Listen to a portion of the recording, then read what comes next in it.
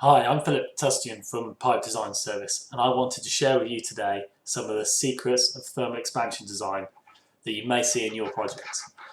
So, what people don't want you to know is thermal expansion in risers can be dealt with in multiple ways. To the left-hand side here, I've created a circuit with a 54mm copper pipe from above where I've anchored in one position, and on the right-hand side you can see what most people would make you believe is the best way of dealing with thermal expansion.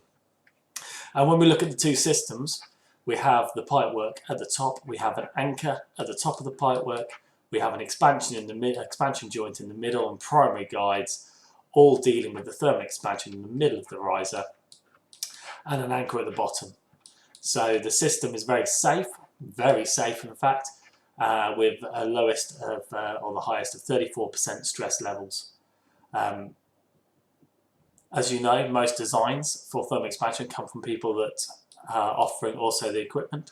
So here is on the left hand side the alternative way to have dealt with exactly the same amount of expansion in exactly the same riser. So in this case we've anchored the middle of the riser and we've sent all the expansion up to the top, naturally flexing. The pipework is showing as green, and that means it's well below the allowable stress levels for thermal expansion and stress to BS EN 13480 design code.